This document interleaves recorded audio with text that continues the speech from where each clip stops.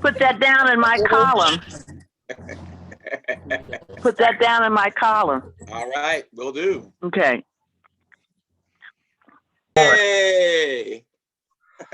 Okay, hello everybody. I can't see myself as a matter of fact, so I'll trust that everything is okay. Welcome to the Journal-isms Roundtable. My name is Richard Prince, and I write a column called Journal-isms about diversity issues in the news business at journal-isms.com.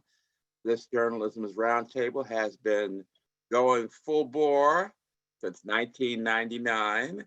We usually meet in person at a Washington, D.C. restaurant, but since the pandemic, we have been meeting on Zoom, and our attendance has zoomed exponentially, as well as the geographic locations from which people come.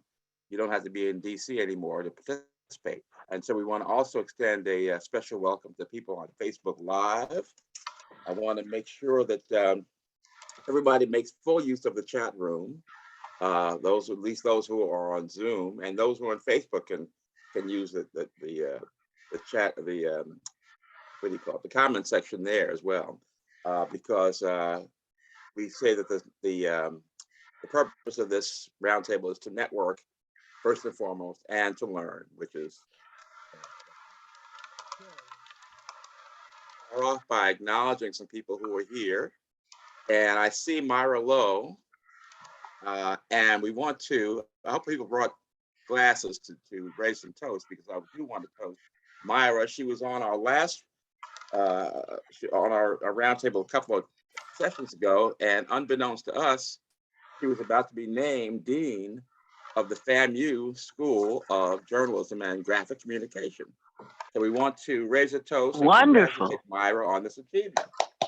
Congratulations. Wonderful. Here, here. Thank you. Thank you. Thank you. Thank you, Richard, for that. Mm-hmm. Thank you, everybody, for the toast. Yes. And we don't want to let you off that easy. What do you plan to do as Dean of the FAMU J School? I got a long list, Richard. Well, the short version. I started last Friday was my first day on the job, followed by homecoming week. So that was my my introduction to the university and the college and the school by meeting with faculty, staff, and students and taking part of the festivities. This weekend I'm moving, so you see a lot of blank shells behind me. So I say this coming week is my really first official week on the job, as I get to understand and know more about the people and the school. I would say the things that I'm going to be focused on initially is really, you hear this a lot, but it's worth doing. It's doing a listening tour, making sure I'm speaking to faculty and staff and students about what they care about, what the issues and challenges they see, and what the opportunities are as well.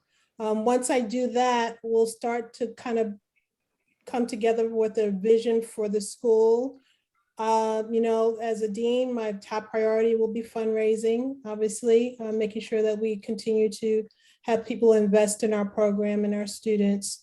Also looking to see what new programs we potentially could launch. And also just looking how we can better tell our story. FAMU has a very storied history. The school produces quality alumni. But I'm not sure we've done a great job of telling the story and all the accomplishments of our alumni and our current student body. So I'll be looking to do more storytelling as a school of storytellers. And yeah, I got a long list, Richard, but those are some of the things that I'll be focused on. And welcome any and all on this call who are interested in working with me to help prepare the next generation of journalists. Hear, hear. I see a note here from Dream Hampton who has a question, and I asked Dream to direct that to Benita Bing. I also wanted to, another thing that got by us was the project of the International Consortium of Investigative Journalists. And you may have seen splashed over your front page a few weeks ago, this humongous investigation they did around the world of leaders who had money, sometimes money that the public should have kept, stashed in secret locations around the world. Fergus, are you? I'm here, Richard. Yeah, okay. Nice to see you. Yeah, tell us what's happened since then and why we should, we as the public and also fellow journalists should care about this. Sure. So the project was called Pandora Papers, and it was the biggest journalism project in history. There were 600 journalists in 117 countries from 150 publications involved. And is this a South African person speaking? No, I'm not South African. I'm Irish. From British? From where? I'm Irish. I'm from Dublin. Irish. Okay.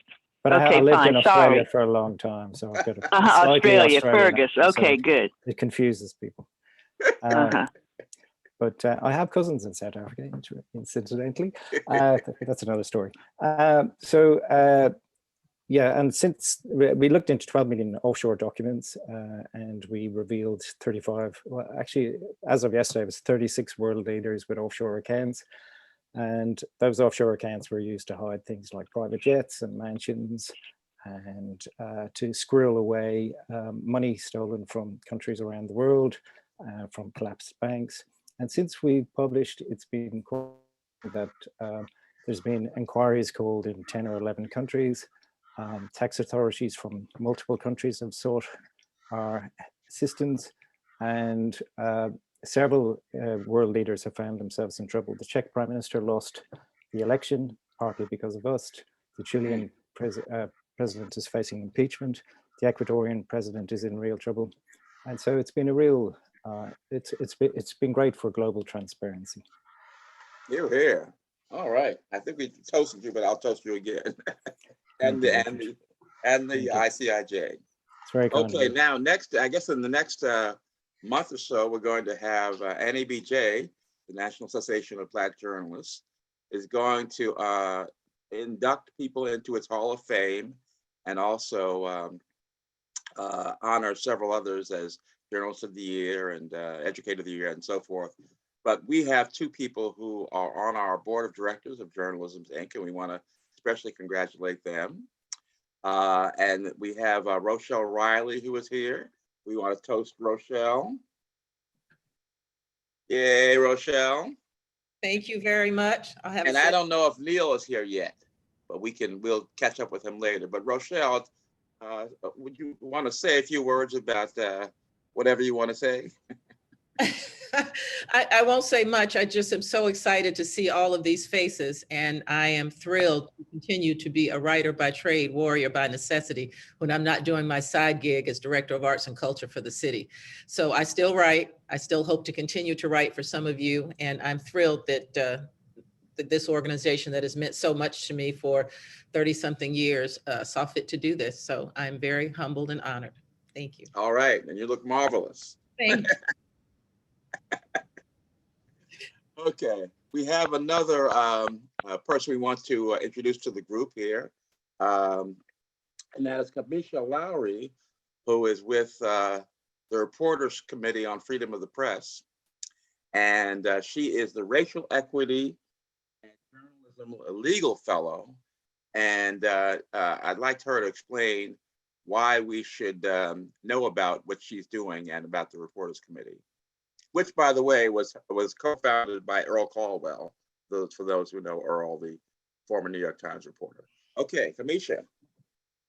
Hi, everyone. How are you this lovely Sunday? Thank you for inviting me to, be a part of this discussion today. I am honored. I just wanted to give you guys a quick background about me so you know, like, who the heck I am. But basically, my name's Kamesha Laurry. I am from Maryland, but I do work at the Reporters Committee for Freedom of the Press, which is headquartered in DC. By Maryland, you mean the University of Maryland? Oh, no. I mean, like, the state of Maryland. Okay, gotcha. Sorry. Maryland, like, I grew up in Maryland. Okay.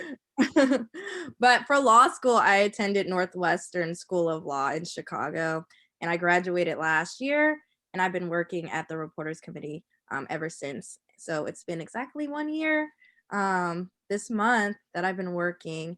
And my fellowship really just is designed to identify and support journalists of color and newsroom organizations led by people of color, and just figure out what legal challenges are journalists of color facing, and how can we lend support. And the great news about RCFP is that most of our services, not most, all of our services are free. So whether a newsroom needs training on FOIA request or court access, or my favorite training, which is safety tips while covering protests, I pretty much give them. So please feel free to reach out to me if you think your org needs training or you need some type of training. Also, we have various resources such as legal guides on all types of news gathering rules, such as like pre-publication review, or just anything relating to your First Amendment freedoms, you can just find on our website. But I appreciate being able to be a part of this discussion today. And I won't be able to stay the entire time because my mom's birthday is today and we're celebrating, but I'm happy to be here for the little short period that I am. Okay. Yeah, Benita Bing has a message that she'd like you to put the website in the chat so that we can all follow up. Okay. Okay. And finally, we have another guest who's, I want to make an announcement about the next roundtable in December. I can't see myself, but I hope you can see this cover of this book. It's called Journalism and Jim Crow, White Supremacy and Black America. And it's been co-edited by Kathy Roberts Forde, who is with us. She and her team are going to be with us on our next roundtable, which is going to be December the 12th. So Kathy, where are you? Can you hear us? Can you see us? Yes, I'm here. Okay. All right. Very good. You want to just say just a few words about what we can look forward to next month? Yeah. Thank you so much for having me. It's a real honor to be here and hear from all these people I've followed, at least on Twitter or in the news. So we've got a group of historians, and I have been investigating and documenting the role of white newspaper publishers and editors in actively building white supremacy in the South from 1875 to 1920. And what we've discovered pretty unsurprisingly is that these very powerful editors and publishers of urban dailies, the biggest ones you can think of, all the big names, so many of the big names in Southern newspapers and Southern journalism history, were working actively with Democratic Party politicians and leaders, as well as and public office holders, as well as business leaders, sheriff's offices, judges, all of it, in building white supremacist political economies and social orders. And along the way, they used their power, both soft and hard power, to build this society, and often used the tools of racial terror to do so. So lynching, which we all know, but convict labor, debt peonage, and other policing, the criminal justice system, all of this. And, you know, it's a story that it's not been well told. The entire time, the Black press in the South and the North was fighting back ferociously. They documented what was happening as it was happening. And so when you look through the stories and the work of Black journalists of that period, so many in the South who were pushed into exile through threats of violence, they were telling the story. So, such as Ida B. Wells, for example. Yes, Ida B. Wells, J. Max Barber, Alexander Manley, W.E.B. Du Bois, many others. So anyway, the book comes out at the end of this month. All right, we look forward. We're so excited to join you. We've got DeWeston Haywood from Hunter College joining us, and Blair Kelly joining us from NC State, and my co-editor Sid Bedingfield from Minnesota. All right, a multiracial team, as a matter of fact, which is Richard? Yes, Hazel. Hi, it's Hazel. I just have to, if you don't mind, just chime in for a second. Yes. To congratulate her on this work. I mean, it just gives me tingles. I've worked in the Black press all of my career, and I also teach multicultural media history at Howard University. Oh. And so I have tried to, to talk to my students about how the Black press has always fought back against white newspapers. And I also want to add, may I ask her a question why you stopped in the 1920s? Because it just continued all the way up through massive resistance. The Richmond News Leader, just as an example. It's Hazel. I'm so happy to, number one, meet you. I'd love to collaborate, maybe get our classes together at some point. Absolutely. Yeah, so we stopped at 1920 simply because we really wanted to focus on this period where it was being built, where Jim Crow in the South and in the entire nation, by the way, was being built, with the South leading the way, unfortunately.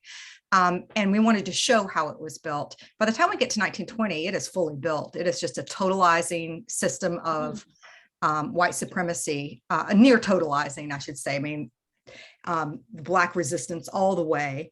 But in our epilogue, we do write about 1920 up through 1965. By the time we get to 1965, really the first time we have democracy in this country with the Voting Rights Act that Black journalists and Black activists and Black leaders and lawyers made happen. Yes. Okay. Well, we'll be in touch. Thank you. Yes. So come back next month and we'll hear more of the story, which is Richard, good. can I ask her a question too? Yes. Just, she gets into the 60s. Do you deal with the Atlanta Daily World where I got my start? Where Paul has a special interest, by the way. Yes, Well, we do. We do. Blair Kelly writes about, she writes about what we do. The Atlanta Daily World is such an important Black newspaper. We write about Georgia in a lot of different periods because it's, Henry W. Grady led the way and as a chief architect of white supremacy and the role of newspapers in it. But we don't do as enough as we could have, I fear, on the Atlanta Daily World, just to be honest. Okay.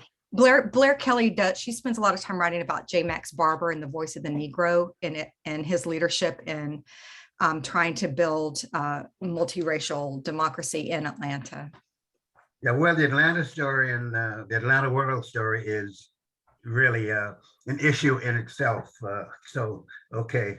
Well, I'd love to hear more from you, and you can point me in the right direction. I'd love to All right. to learn. Thank you. Okay. Well, we'll hear more next month, so be sure to come back. Now I want to turn the next segment over to Nichelle Smith. Are you there, Nichelle? I can't see everybody. Yes, I'm here. Oh, good. Okay. Well, take it away. We want to talk. We have you and your panelists. So why don't you tell us who the panelists are and start the conversation. Sure thing. Well, thanks everybody for coming to join us today for what I'm calling the Black Girl Magic Takeover of space. I talked to Richard in a bit of outrage last month because we were talking about the R. Kelly verdict and the extent to which, in the newsroom that is, the extent to which this was or wasn't the victory for all Black women that people wanted. And I'm like, Richard, we just kind of need to talk about that and all kinds of other issues that Black women are talking about. And I told him how I'd run one such session at USA Today after the death of Breonna Taylor, just to help us all examine what people who were outside of the media thought we should do better. That went very, very well. So out of that sort of atmosphere, this idea was born. And what I'm going to do is let everybody introduce themselves and highlight their specialty, and then we'll get into the questions that I'm going to put to them that we're all going to answer together about this unique moment in history where Black girls are more magical than ever before. We have a magical vice president and so many people ascending to positions of leadership and power all over. So my name again, Nichelle Smith. I'm the racism and history editor at USA Today. I am the architect of USA Today's 1619 project, and my current project is called Never Been Told: The Lost History of People of Color, neverbeentold.usatoday.com. And my work is at that intersection of systemic racism and history. Any of my other colleagues on the panel want to join in and introduce themselves? be shy. I'm Yannick Rice Lamb. I'm a professor of journalism at Howard University and co-founder of Fierceforblackwomen.com and a doctoral student in the medical sociology program at Howard. Oh, okay.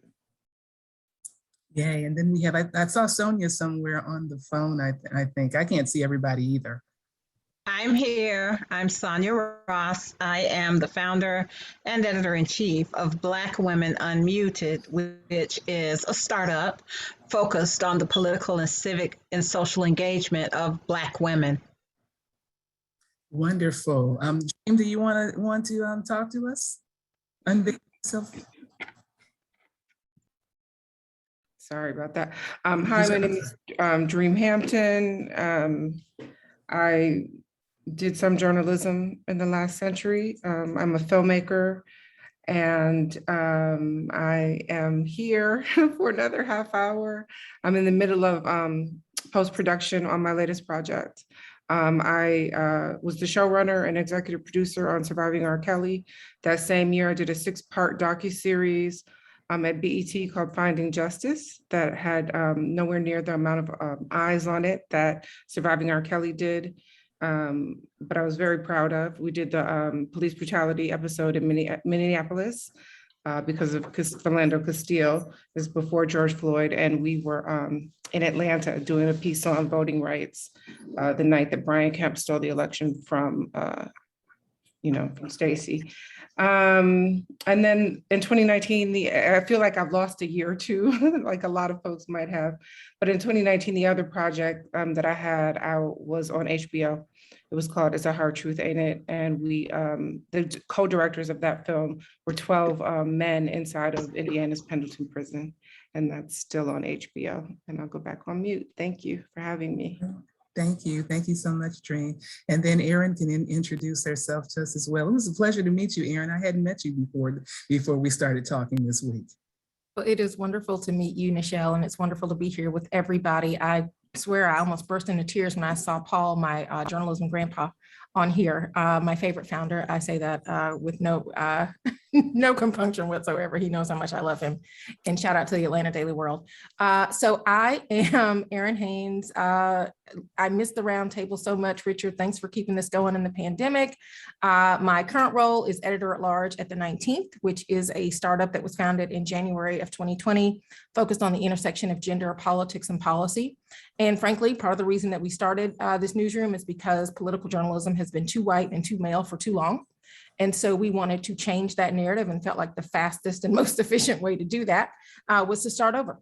And so I spent most of the 2020 primary and general election focused on the idea that Black women were the backbone of this democracy, that women were going to be the deciders in this election, and that race and gender were not just a storyline of 2020, they were the storyline of 2020. And I think that's exactly what we saw on the other side of the election, which was a year ago this week. So I am really, really glad to be reflecting on this, not just with you all, but also in the upcoming book that I'm working on. Some of you may have heard, I signed a book deal with Simon & Schuster at the beginning of this year. And the first book is focused on the power of Black women's leadership across our society, but obviously with the second most powerful person in the country being the highest profile example of that, what that means for our democracy and our society going forward, and what that means for us as Black women who have long been doing the work of saving this democracy and saving this society, but really are beginning to understand the importance, the necessity of saving ourselves and saving each other. So anyway, so happy to be with you all today. So happy to be talking about this. This feels very urgent for me, and not just because I'm writing a book about it, but because every Black woman in my life is grappling with a lot of what we're going to be talking about today. So thanks for having us. Amen. Let me just Thank you so much. when you say Simon & Schuster, we're talking about Diana Kennedy. We are indeed. who led a discussion here about a year ago about how to become a successful author, and you were one of her first. I was fortunate enough. She took the helm at Simon & Schuster this summer, and not long after that, last summer, and not long after that, signed me to to tell this story. Also, I will mention, because you brought up Dana, her very moving memoir will be a movie that will be out for Christmas with our Journal for Jordan. A lot of you probably read that book. That book will be a movie starring Michael B. Jordan, Denzel Washington also involved. And I'm going to see a preview of it, I think, next week. I'm very excited to see this because that story, it touched me very deeply. And I think it resonates with so many people, and it's going to be really beautifully told on the screen. So. Hear, hear. And a shout out to the Washington chapter of NABJ, which had a preview of that movie the other night. So I wasn't able to see it, but anyway. All right, next. Sorry to interrupt. Nice, nice. I'm looking forward to seeing that as well, and definitely a shout out to our Uncle Paul. That's what I call him. For real. Well, just to get started here, since you've already started us a little bit along the way, my question number one for everybody, as we were talking the other day, we thought about how this is the moment, is what we're talking about. We're having a moment politically. We're having a moment in terms of leadership and moving into position, which means that some of us are having a moment economically as well. So if you could start us out, Aaron, with the conversation, talk about how you see this moment, what it means for us collectively, what it means for those of us who work in media. Yeah, well, listen, I mean, I think going back at least to 2016, but probably at least that feels like the latest iteration of this. In the wake of the 2016 election, there were so many Black women who had already been doing the work, whether we're talking about in politics or in business or in education, the law, sports, you name it, but who really decided that they were going to step into the spotlight and that they were going to demand not only the credit for their work that was long overdue, but also demanded to be valued not just for their output, but for their input, right? And so I think that kind of laid the foundation for where we find ourselves, and also just Black women stepping up and stepping forward and not waiting either for permission or waiting for, frankly, some white person to mess up for them to be put in a place of leadership, not really waiting on that, but saying, I am capable, qualified, talented, and ready to lead right now. We saw examples of that, whether you're talking about so many of the firsts in our political offices, running for mayor, standing up for governor, even though that has yet to be accomplished. There's never been a Black woman governor in the history of this country, but you have 5 Black women running for governor next year, maybe 6. We're still waiting to see what Stacey Abrams is going to do. But yeah, I mean, I think, there are certainly a lot of common themes in terms of the highs and the lows of what it means to be a professional Black woman in public right now. As much as we kind of celebrate a lot of these firsts on an individual level for that person that is being this trailblazer, we also lament the fact that it took as long as it has taken for some of these firsts to finally happen in this country. And I think a lot of that has to do with our country's limited imagination around who Black women can be, the leadership that we are, that they think that we should be allowed to do. And why that persists is really, we have to ask those questions now. We have to really force the issue, which I think we are seeing happen so much and so often, even for those women who are kind of being put into these positions, again, because somebody, one of their predecessors messed up, somebody who was usually white or a man or both. What we see happening is, once they get into those positions, they absolutely own it. They absolutely are leading, and that helps, I think, to really shape what this country thinks that we are capable of. And so that is what I think, the strength in numbers and the accumulation, just normalizing Black women's leadership as more and more Black women are leading across our society is kind of the net effect of where we see ourselves now. Wonderful, great, great. Does anybody else want to address that? I know, Sonia, the other day when we were all talking, you mentioned Vice President Kamala Harris and how on the one hand, people are saying she's not doing enough. And on the other hand, it's like, you know, well, she's Vice President, so she's Superwoman, every woman. Do you want to talk a little bit about that? I do. Thank you, Nichelle. And before I get into that, I have to say a word about what Erin was talking about here. You rewind a few years, and Erin and I both were sitting at the Associated Press watching an amazing story unfold with what Black women were doing politically in this country and fighting uphill battles to get that story told. So I'm glad to be in this space now, with no offense to any large organization like AP that has to look at the full picture. But I'm glad to be here in this space to be able to provide that focused look at what Black women are doing. It's started with a vengeance, really. Although it was happening before, it started with a vengeance in 2017 with that outsized Black female vote participation in Alabama that lifted a Democrat to the U.S. Senate. Exit poll data that found that 98% turnout by Black women, the strongest and most loyal participation of any voting demographic that was measured in that election. And there was lots of focus on it, lots of talk about it, virtually no follow-up. Because what happened right after that 98% is there were 70 Black women on various ballots in Alabama the following year in 2018. And without actual media attention paid to that, they didn't get the publicity they deserved, ergo, so many of them did not get elected. So here we are in 2021 with the sisters still holding up a revolution and very little focus being given to that.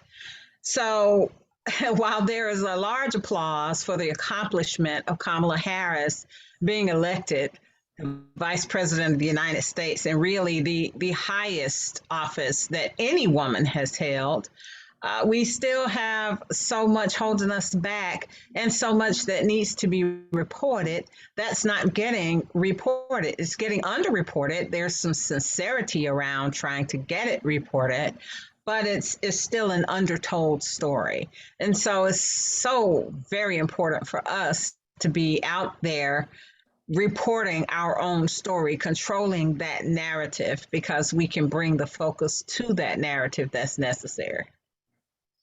Exactly. I told you, Yannicka Dream, do you want to jump in on this question? I just wanted to echo what Sonia was saying also about controlling the narrative and amplifying the voices too. I think one of the things that we continue to see in news is that there aren't enough everyday women being covered, and some of the women who are on the ground and behind the scenes pushing for this momentum too. We see a lot of women who are already in the spotlight. Sometimes in coverage, we see a disproportionate coverage of celebrities.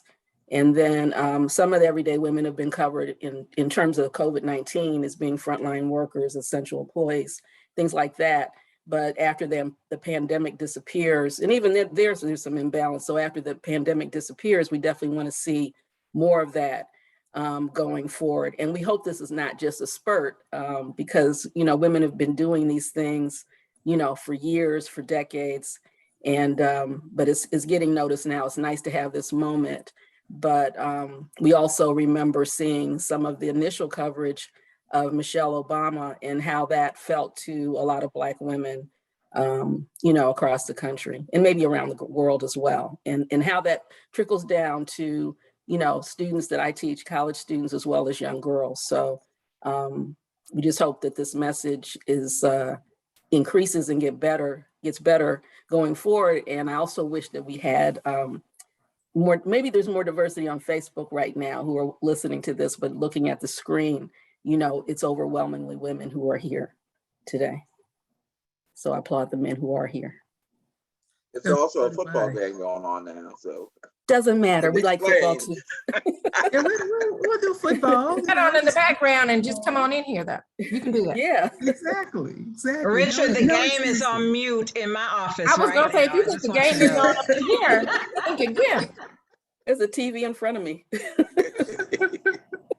Well, I have, there's so many questions from that because it, as you mentioned, with all of the positives, we're still facing those negatives, those two sides. It's like, we're either larger than life magical, or we're just not doing anything correctly. And certainly we saw with Michelle Obama's with the election in Michelle Obama's term, she was on the one hand vilified and on the one hand celebrated, and it seemed as if, to me at least, as if the next administration worked very hard to remove all trace of her, as if she was Hatshepsut or some other Egyptian queen. Let's just tear everything down that she created. Dream, I know you mentioned that you were only going to be with us about a half hour, so I'm going to bump up a question in our hierarchy. We're going to come back to the facing the judgment and talk about some of the stereotypes that we still deal with in a minute. But Yannick talked about controlling our images, controlling the narrative, and amplifying voices, and certainly we saw that with your work over the past couple of years. So if you could talk with us a little bit about this moment and how that manifested through your work, bringing attention like never before, I believe, to issues of violence against Black women. Is this moment, with its verdicts against R. Kelly and Cosby, and with the questions it raises about Russell Simmons and other men in power, is this moment a victory for Black women, as many people were calling it on the day of the R. Kelly verdict? Yeah, well, I mean, I'd like to also weigh in on the last question. I mean, sure, please. I mentioned the Finding Justice BET documentary, and this connects to, I guess, the question in front of me also. A project that didn't have eyes on it, but we were able to, what BET asked me, the president, Scott, was to look at 6 different issues that were affecting Black people and to profile them. And so I decided to break it up by city, and I did environmental racism in Baltimore. Looking at the lead paint issue, we did, and we knew there'd be a police brutality. And like I said, Diamond Reynolds had done just such heroic work, Facebook living the shooting of her partner, Philando Castile, with her daughter in the backseat. And so we chose Minneapolis as a city to look at police brutality. But when I told him that voting rights, if this came out in 2019, then we're pitching it in early 2018. And when I told him that voting rights was going to be a pivotal issue for Black folks, I swear everyone on the BET side, the executive side, almost nodded off. They did not see the drama in that. It was an episode that I fought for. And in doing so, we were able to, I knew that we would go to Georgia for this because at that point, Brian Kemp had already purged more than 100,000 voters off the rolls with an incredibly racist, I forgot the name check thing, but if your name was Nsé, for instance, and you spelled it sometimes with an apostrophe, and sometimes your electric bills did not have the apostrophe, you'd be kicked off the voting rolls, things like that. So we were able to profile people like Nsé Ufo, people like LaTosha Brown, who's a kind of a celeb in her own right. She's dynamic, and people now know who Black Voters Matter are. But I was reminded of, and this is me working in Hollywood and television and film. And so, I'm imagining, again, what you're up against with your editors as you push these kinds of stories that people, particularly when you're prescient about it, right? When you're ahead of the curve on these matters. And so then I look at, LaTosha's work after everything was proved right, and the work in this moment to get voting rights, that bill voted on, and how the story has disappeared. And I have no idea, I'm sure many of you are fighting your newsrooms to push that, but LaTosha's, tried and true and very much in the tradition of targeting these companies, these multinational companies like Coca-Cola and other folks who are based in Georgia who were not taking a position. And I wish that stories like that had legs, quite frankly, because some of the work that they're doing is strategic. You know, we often talk about Black women voter turnout on election day, but there are all those days in between. Obviously, there's non-electoral politics. So speaking of non-electoral politics, yes, with Surviving R. Kelly, you might be able to tell I'm tired of talking about Surviving R. Kelly. I'm guessing, Dream. No, not for you, Nichelle. We already talked about this, but I'm just saying to the rest of the panelists, like one of the problems, not problems, but one of the kind of conundrums of having a project that's considered successful is that, you know, you find yourself having to do these, you know, interviews and kind of say the same things over and over again. And I know that this isn't that, but I will say that one of the things I said on Gayle King after the verdict came down is that I don't want like justice for Black women to be connected to the virality of a moment or a piece of art or a story, quite frankly. One of the reasons that Kimberly Crenshaw and so many others started Say Her Name is because we could name, I mean, I moved to New York to go to NYU Film School in 1990. And one of the first things we did, I was a co-founder of an organization called Malcolm X Grassroots Movement. And one of the first things we did in our fight to like, against police brutality was, you know, shut down the bridges for people like Abner Louima and Amadou Diallo. But those are just, you know, two names of many dozens of names of Black men that we can name. And it wasn't until Breonna Taylor that we actually, I mean, well, maybe Sandra, but these couple of names, you know, in Detroit, I worked to help make Renisha McBride's story go national. And I know how difficult that is, you know, to make a story involving any kind of violence, whether it's state violence or gender violence, go national. In terms of like what I could promise these women they would have as an outcome if they sat for my cameras for Surviving R. Kelly, one of the I did not promise them that there would be charges because there had already been a case, a trial in 2008.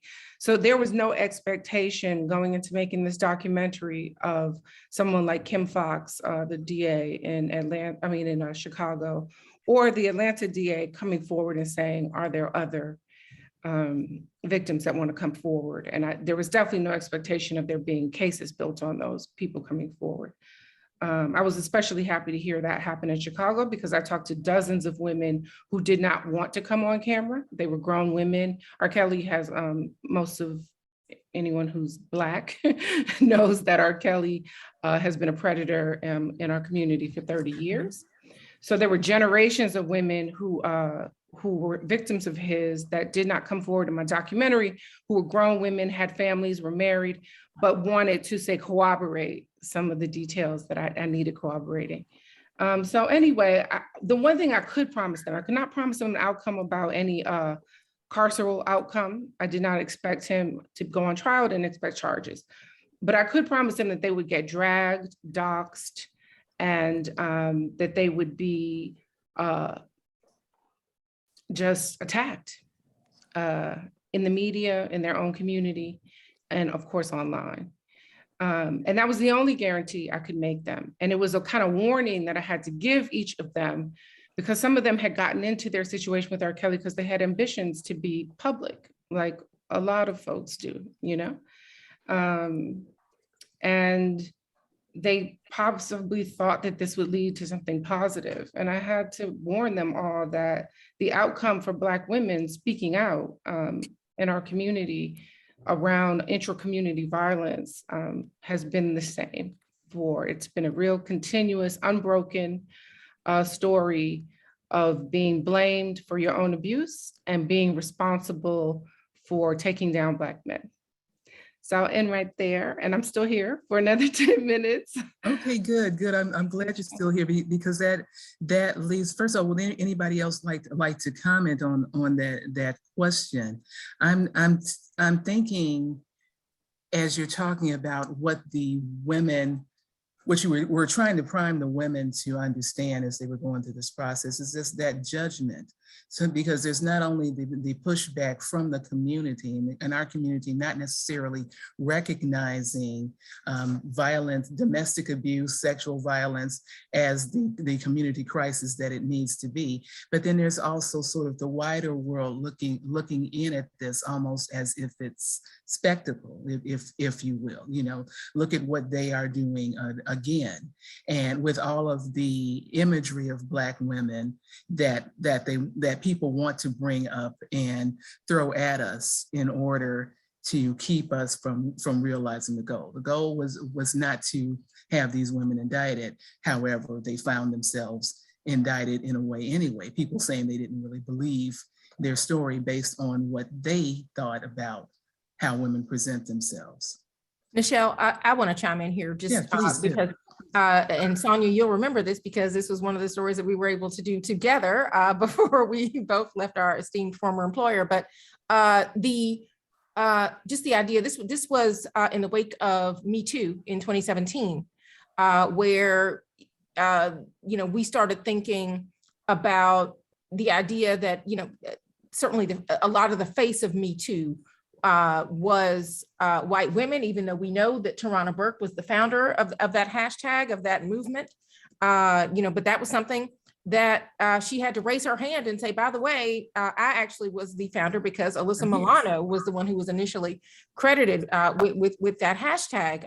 And so, Sonia edited a story that I wrote about really the cost to Black women, Black and brown women, of coming forward, right, of speaking up about sexual misconduct, sexual violence in the workplace, what the toll of that was for them, and why you didn't see as many of them really in that conversation in the beginning as you saw white women coming forward, because the cost was absolutely more for them, their livelihoods, and yes, absolutely their character, reputation, dignity, humanity, and everything else being impugned as a result of them trying to tell their story and speak their truth and call for accountability and justice.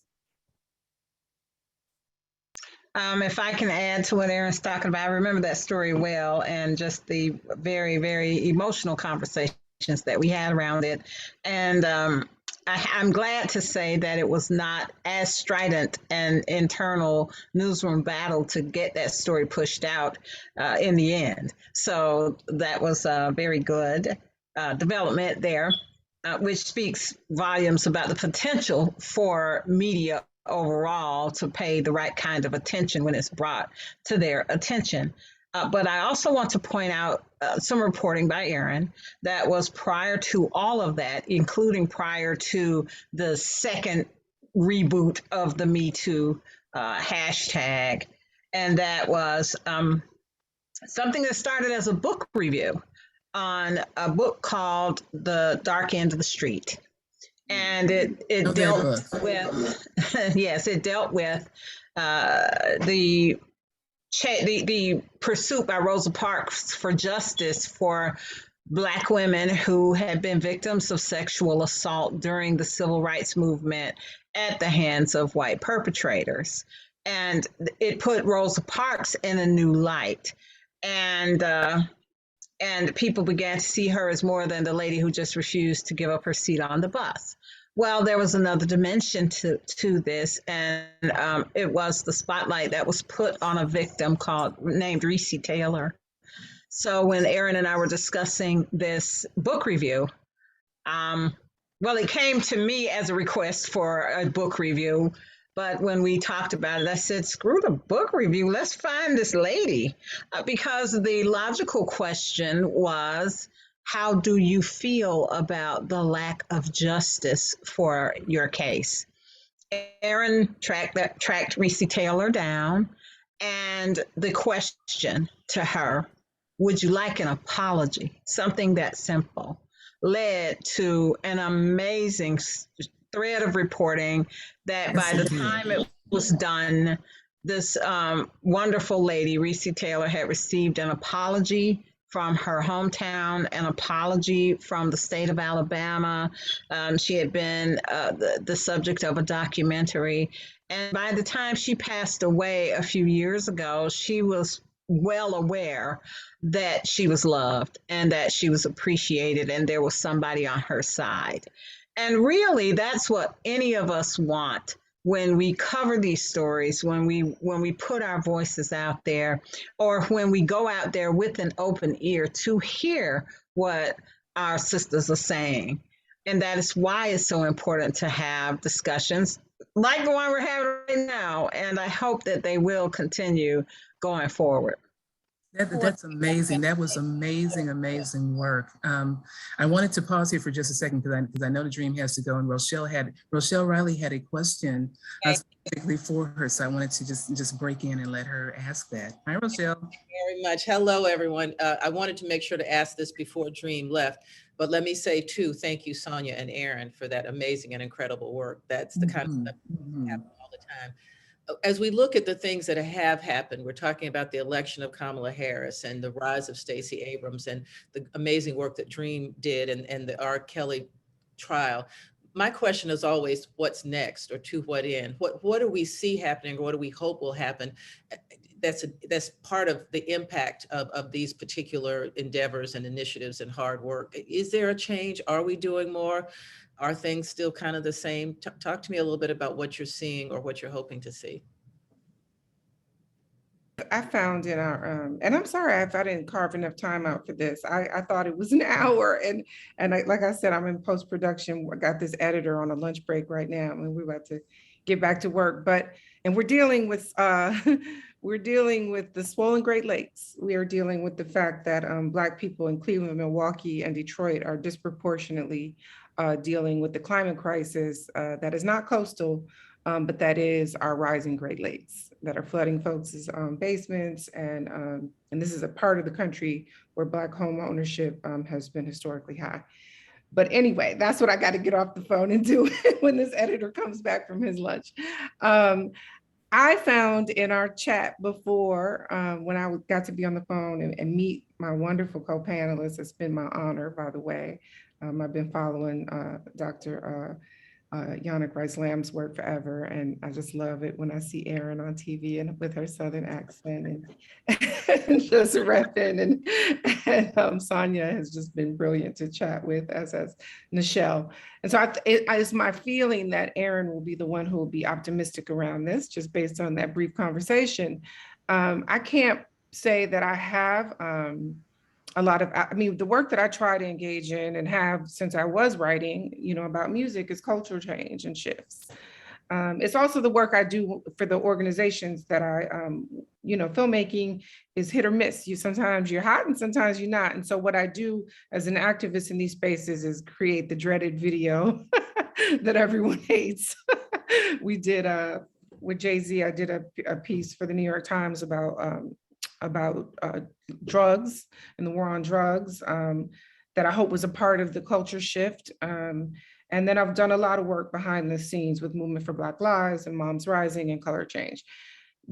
So the culture shift piece when it comes to Black women, and I'm talking everyday Black women, because that's who was featured in Surviving R. Kelly, that's who Renisha McBride is. To me, that's who Nsé Utford and Latasha Brown are, the kind of women that I tend to put my lens on since my days of writing in hip hop.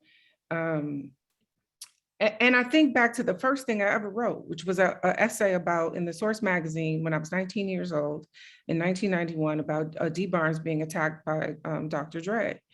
And the truth is that most of us have a Beats by Dre product in our home right now. If we don't, our children do. And so there was a clear understanding, this is before the internet, but everyone knew, and Eminem actually put it in a record and made it a joke, that Dr. Dre had brutalized in public this 108-pound woman at a club, because of reporting that she had done. By the way, she was a reporter. She was a music journalist with a TV show called Pump It Up. And at the time, there was a rap rivalry between NWA and its former members were starting new groups and dissing each other. Ice Cube dissed Dr. Dre, and Dr. Dre beat up the reporter who reported him dissing him. So when I think about that, like when I think about the fact that R. Kelly has some of the highest stream, that when he was when the guilty verdict came down, 5 million people downloaded his music. When I think back, we were in our kind of conversation.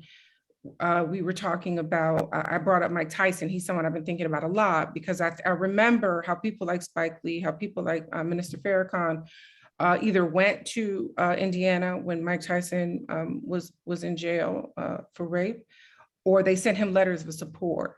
Now, I'm not saying that people who have committed incredibly terrible crimes don't deserve support, but they also deserve like honest love, the kind of love that pushes you to change, right? And I think about this apology that Sonia just talked about and how much that would have meant.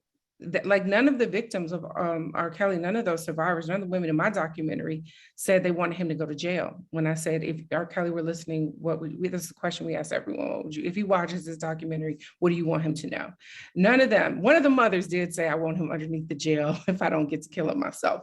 But none of the survivors said they wanted him to go to jail. They all wanted him to change.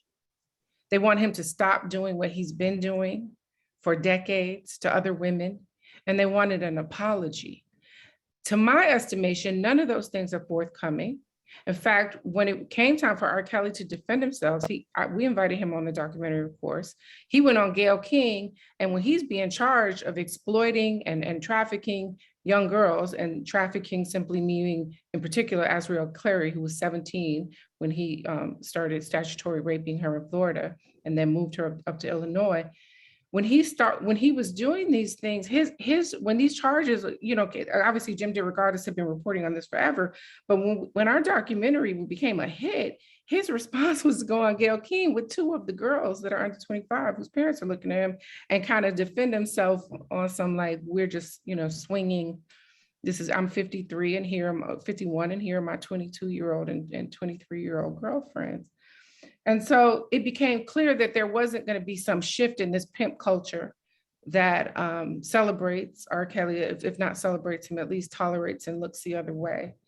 And so that kind of shift, I'm hoping happens, you know, but I don't see it as something that's on the horizon. I saw that people over-indexed, you know, and I don't want to talk too much, and I'm sorry if I took up too much time, but Aaron said earlier that, you know, before Tarana stood up and said, I am the person who has been doing this work forever.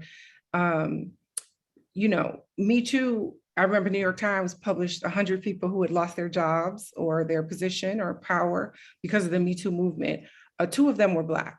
One of them was Bill Cosby. And so in our minds, though, we have this idea as Black folks that there's been this over-indexing on targeting Black men.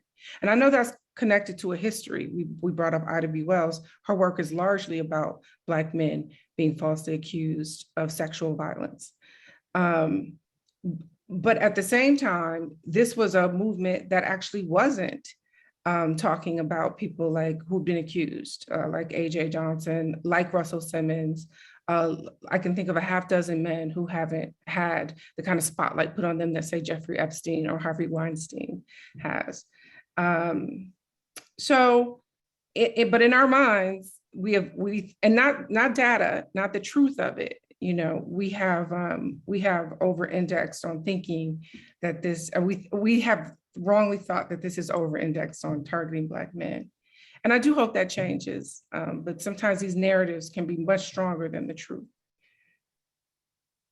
Thank you so much, Jim. There's just, I think that we could just listen to you for a whole other hour or something exactly. Like that. It's just amazing words, and there's just so much in there that just strikes my heart, and I think a lot of other people on this call would say the same.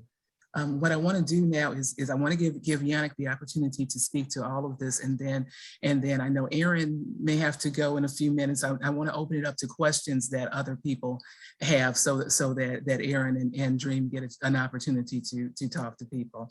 Yannick, do you want to say anything about what we've heard so far? I've just thrown the script out the window, you guys, if you haven't noticed.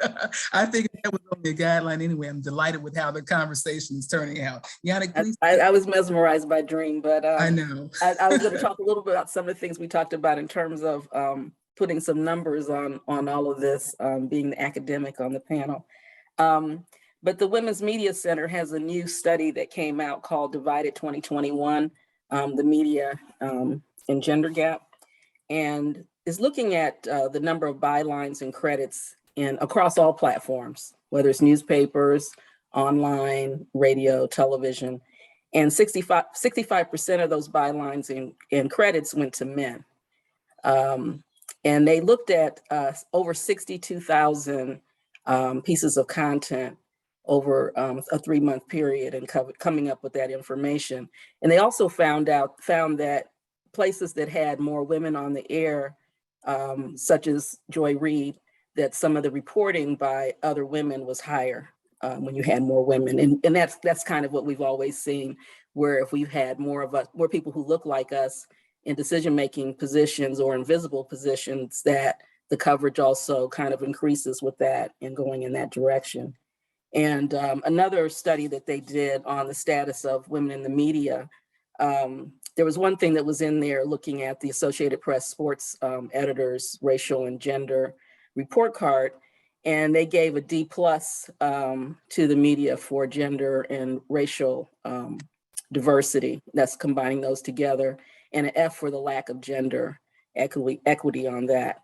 And again, the numbers have mirrored what we've seen for decades too, looking at going back all the way to the 60s before some of us even were in the business, during the time of the Kerner Commission, when a lot of different news organizations, especially ASNI, set the goal of parity by the year 2000 and did not meet that, of course, and other groups had similar goals. And every 10 years, we do an update on the Kerner Commission to see where we've come, and it still has just, moved incrementally. So sometimes there's been a little progress over the years, but we're still nowhere near where we need to be. And with the downsizing and some of the shifts with this media revolution that we're going through, where no one really knows where it's going, a number of people have retired, a number of people have been downsized, a number of people have gone into other careers. So that's also affected our numbers in the industry as well. And then two of our professors at Howard University did research called Color Cast in the Public Sphere. And they were looking at about two dozen broadcast journalists. And some of that was also looking at the pressure to have their hair conform, or their dress, or other aspects of their personality or their appearance conform to the norms at their stations or their networks. And I know Melba Tolliver, who's here, has dealt with that throughout her, in her career as well. And it's always good to see you, Melba. But hopefully these things will change at some point. I don't know when, because we've already, there's been an effort to change this for years, for over half a century at this point. And a number of people have started their own outlets, including Sonia, she mentioned, and myself. I started Fierceforblackwomen.com with Shuri Crute. It's kind of an outgrowth of our work at Heart and Soul Magazine and BET Weekend Magazine, kind of looking at the overall well-being of Black women, and trying to help them be physically, mentally, emotionally, spiritually, and financially healthy. And also we target women over 35. And one of the things that I've always encountered was when I would speak different places where people were asking us to start a Black More. And some of you who remember More Magazine and this website, it primarily targeted white women over 40.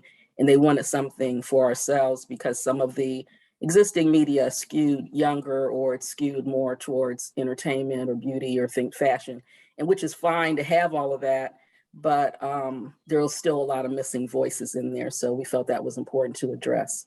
And the same with Sonia with Black Women Unmuted. Wonderful. Thank you, Dr. Lamb, for giving us the numbers, putting everything in perspective that we've come so far. I'm just delighted to see the websites that because that's not your first one, Yannick, I know. That the websites that you've been able to create, they inspire me as I create projects. And I can't wait to see what the boss Ross does with the website that's coming out, as well as more projects by Dream and Aaron. I just want to pause for a second and take another question. Dr. Reynolds, I believe you had a question to ask, and I think it's a good one to get us thinking about the health and wellness following from what Yannick has had to say. Yeah, I wanted to ask a question about the mental trauma that comes from those of us who pitch ideas and rejected, scorned for raising questions that against the whole white privilege systematic system that we face. And maybe the pain is not as great, but I was there right after Anita McLean, the first wife of Clarence Page, committed suicide. And I was there supposedly to replace her. But the fact was she was not the only Black female journalist. Another woman at the Sun-Times also committed suicide. And some of us were in so much pain that we became dysfunctional in other ways. So for example, when I came to the Chicago Tribune, it was because the Black Panthers said if they didn't have somebody Black, they weren't going to talk to them. And I was told right in my face, we're only hiring you as a token. And it was when I even became a Neiman at Harvard, this honor was run on the obit page of the Chicago Tribune. And so it just became something that we had to deal with by ourselves. And I was just wondering, how is the pain and the trauma of just being rejected and disdain, is it still strong, or is it died down throughout the years, and ways that Black women are able to speak out honestly to each other and get some kind of mental help? I don't think it's gone anywhere. I don't think it's died down.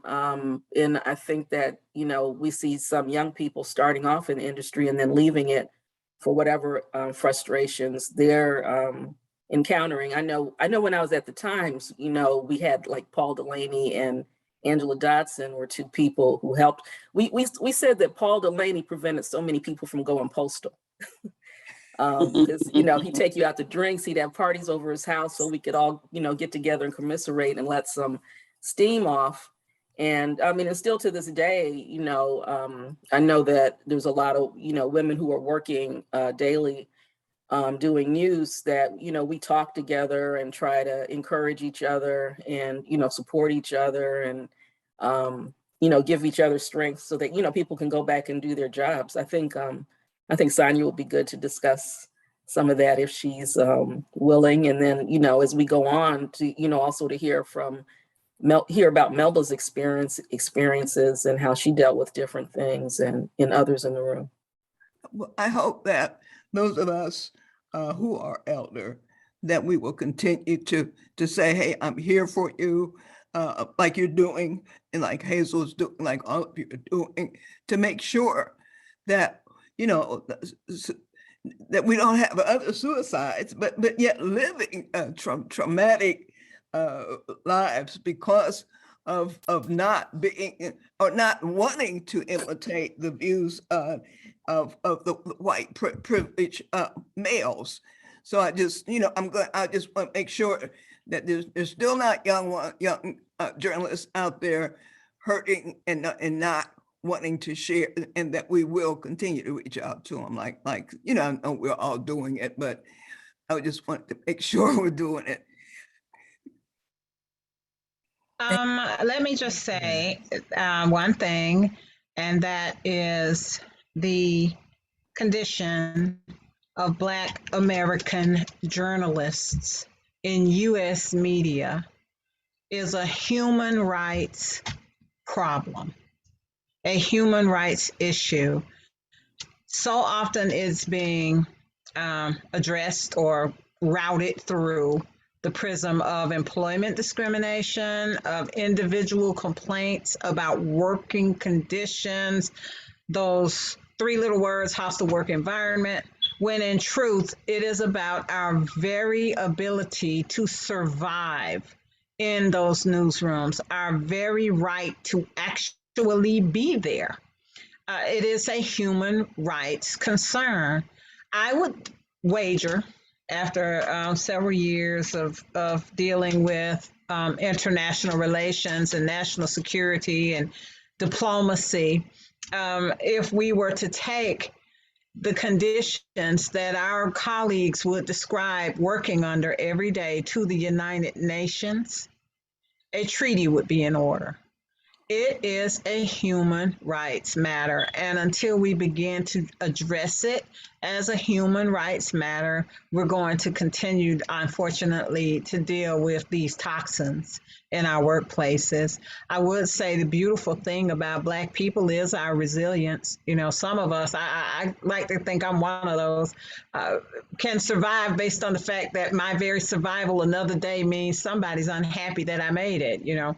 But until we address this as a human rights matter, we will continue to deal with it. The scale has just gone way beyond the notion of employment discrimination or racism on the job. And I think one thing that really helped me survive was the Black press.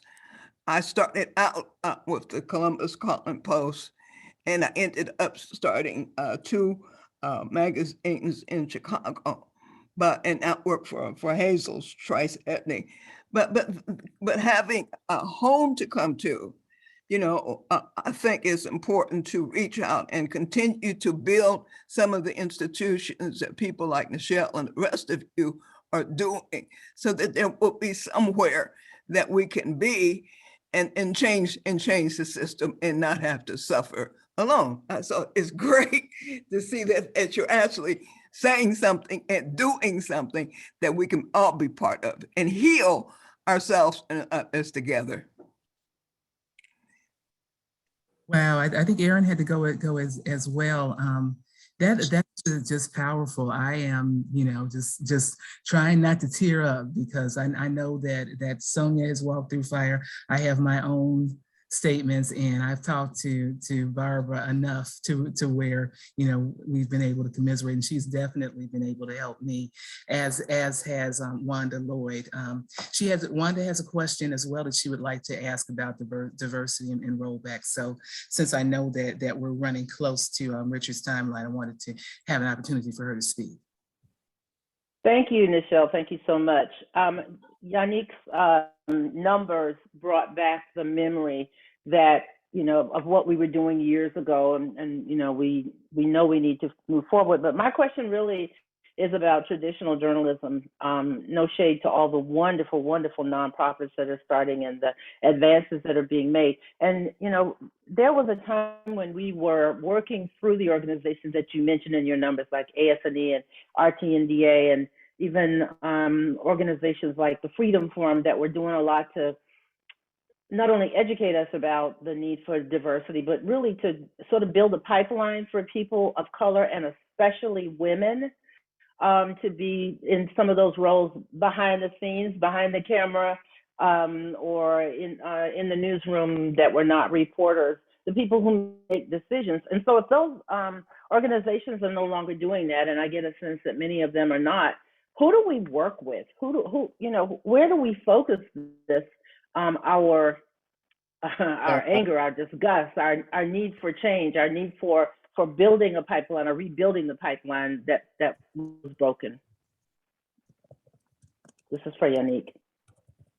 I think that's a very good question. I think the other thing, and hopefully we have people from the general public on Facebook who are listening. One of the things I've always encouraged the community to do is to, be vocal about, what they see in terms of what they don't like and in terms of positive reinforcement for what they do like. And also if they see a story that may not reflect people who look like them, saying, that, well, I know this person, that was a good story, but here's some other people you might want to consider.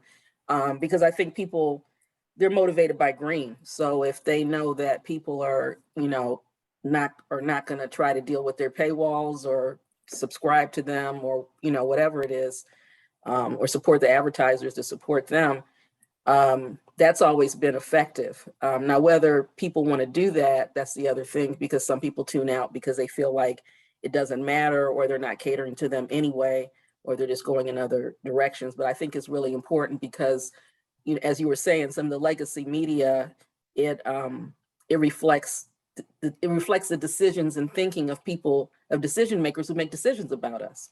So it's important that we're there at the table and that we're there reporting, but it's also important that they're covering, our issues and concerns in our communities. So we can't turn our back on it. It's really important to do that. In terms of some of the other organizations, I'm not sure about that. I don't know if I saw Bobby Bowman, and I know Crystal was here, and they have worked formally for ASNI before, but I know Crystal is working at the Women's Media Center, and they're putting out a lot of the numbers that some other organizations were doing previously. But in terms of who's going in, I know NABJ does some of that. I don't know how much they're meeting directly with people in terms of like going into the boardrooms with, I know they do some of that, but in terms of consistently going into the boardrooms to talk to the publishers and top editors, and top, the news directors and general managers and things like that. Can I just, Thank you. This is Bobby Bowman. Can I just follow up on what both Wanda and Yannick said? I'm Bobby Bowman. I'm the former diversity director for ASNE, and I'm the lady who for 10 years collected all those numbers because it was the goal of ASNE to have newsrooms representative of their communities.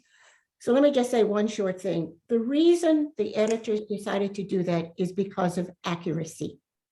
You cannot cover your community, as we all know, unless you have a newsroom that looks something like your community. We are now at a point where the face of this country looks one way, as we know from the new census figures. The face of our newsrooms, frankly, looks like that of the Republican Party. That is a huge problem for our accuracy and our credibility, which is already on shaky ground. I don't know how we solve this, but I do know this is a huge problem for journalism in this country. And freedom of the press and the press in this country is the only thing at this point that is sort of saving us. And it is near and dear to the hearts of everybody on this call.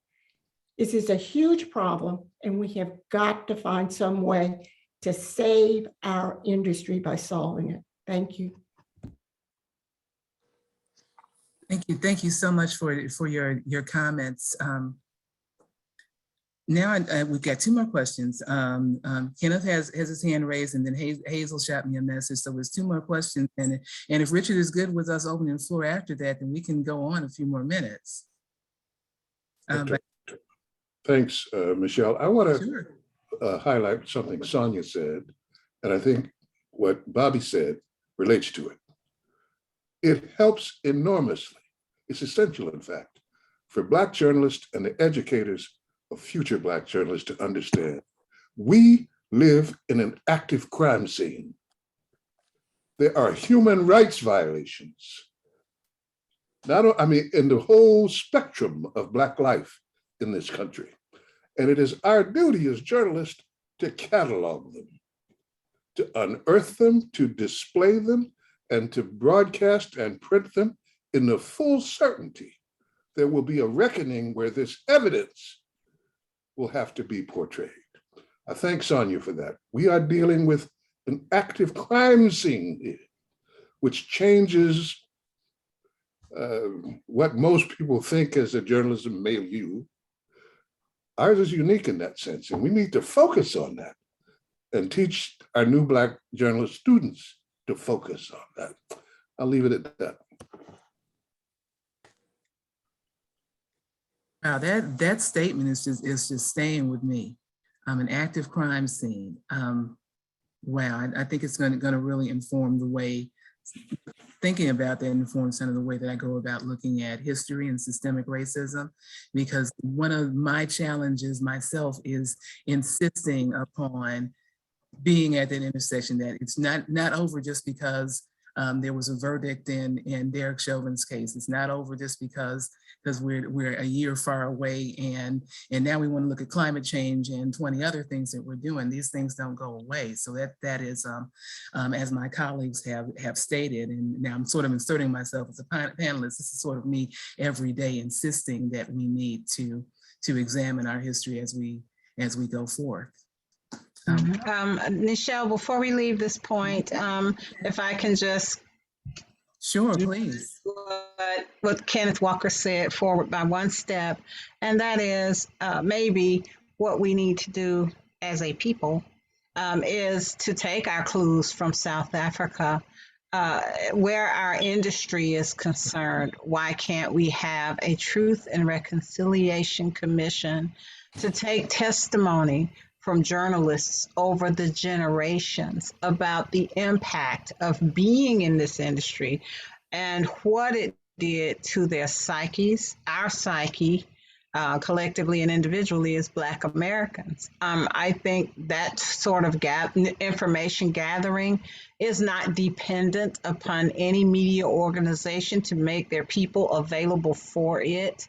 And it would be the people who are on the receiving end of the discrimination articulating the problem. So we would have a logical point to begin seeking some solutions. Maybe that's what we need to do. I mean, I'm not saying that South Africa's perfect since they did their Truth and Reconciliation Commission, but one thing it did do is give people an airing space for their grievances and their history and their concerns. And so maybe that's a logical starting point for addressing our problem in this industry. The Truth and Reconciliation Commission should deal not only with the issues of journalism, but the whole spectrum of human rights violations confronting African American people. Understandable. However, if you're going to try to do anything to improve the message, why don't you begin with the messengers? Great idea. Yeah, that's a very provocative idea, because the one challenge that we do face in our newsrooms, in the mainstream newsrooms, is being able to tell our truth. Because even if it's like, okay, well, you get this space, the race and ethnicity or diversity, whatever they call it, here's the space in which truth can be told. It's still a matter of whose truth and whose lens and what kind of truth are we going to tell? Are we going to tell like a little bit of the truth, a little bit of history light, or are we going to actually do the research and give the story the time that it needs and come up with the real truth so that everybody can examine it and start to put two and two together? And I think that's one of our biggest challenges as we go forward.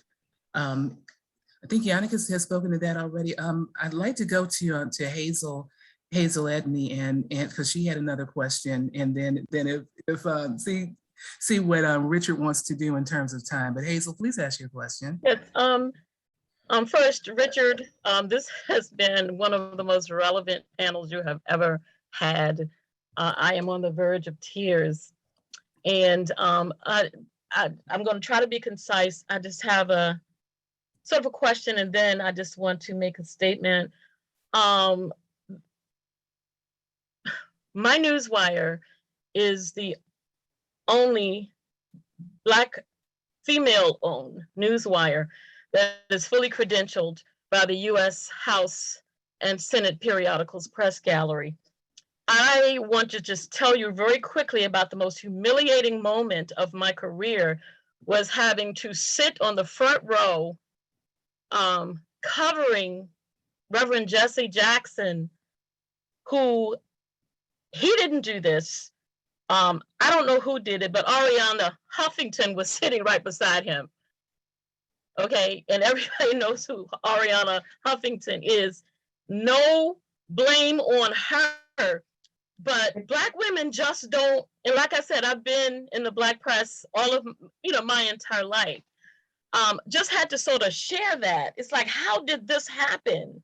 When we in the Black press put Reverend Jackson actually where he, at that time, he, was just up from running for, the presidency and all of that kind of stuff.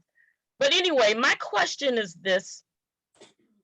My question is, where do Black men stand when it comes to having Black women in their proper places after we have put them where they are for so many years? Like, we were under Dr. King, we were the real foot soldiers, et cetera, et cetera. Like I said, Reverend Jackson was not responsible for my feeling humiliated. But I wrote a story once under the editorship of George Carey. And that was all about how the civil rights organizations have really not respected Black women. Hence, Dr. Dorothy Height as being one of the big 7 instead of the big 6 being all men. And so does anybody have any response or comment about that? I don't know what she's saying.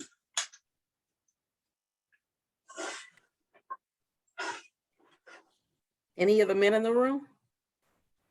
I was going to say, I think it's incumbent upon the men to speak on that. What are you asking? I have no comment for that, but I'm waiting. What for are you? What are you? Okay, go ahead. Are you asking, do we defend Black women in the newsroom? Or what exactly are you asking? I'm asking specifically, what has been the role of men throughout the Black women standing and defending civil rights alongside them, yet getting no credit, getting no respect, both in the media and in the area of civil rights. And I gave as an example, Dr. Dorothy Height, who was right along with Dr. King and them, but only Dr. King and them became the big 6 of the civil rights movement. And now we know there was really a big 7. And so I just want to know I wrote the article, like I said, even the Washington Times picked it up and did a story on my story.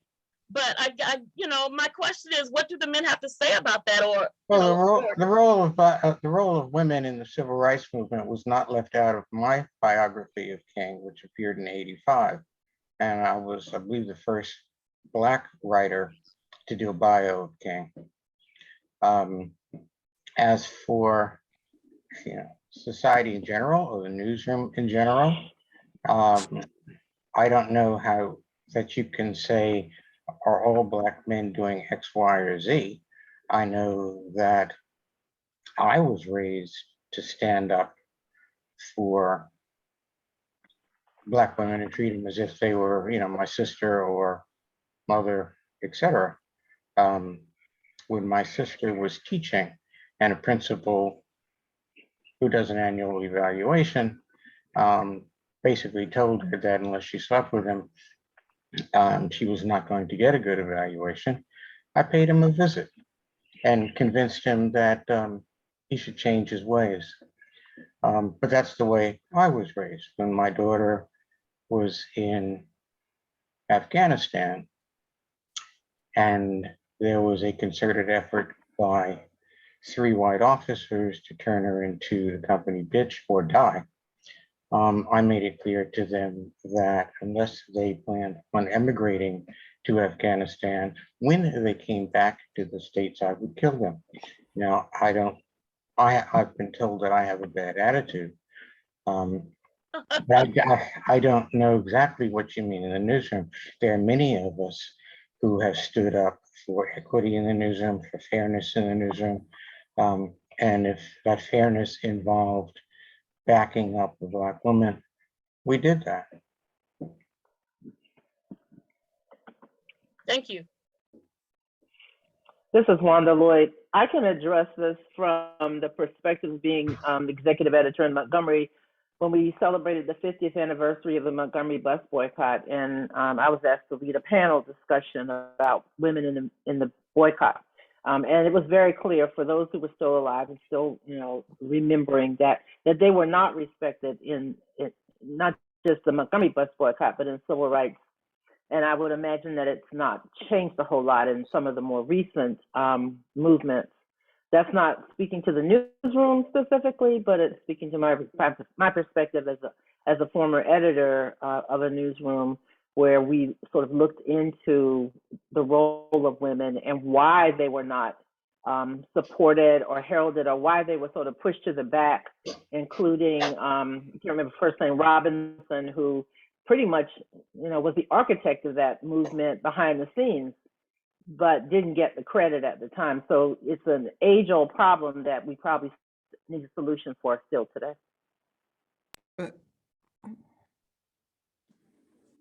But Hazel, you know, that's why I fought so hard to write the biography, the memoirs of Coretta Scott King, because she always said, they don't see me.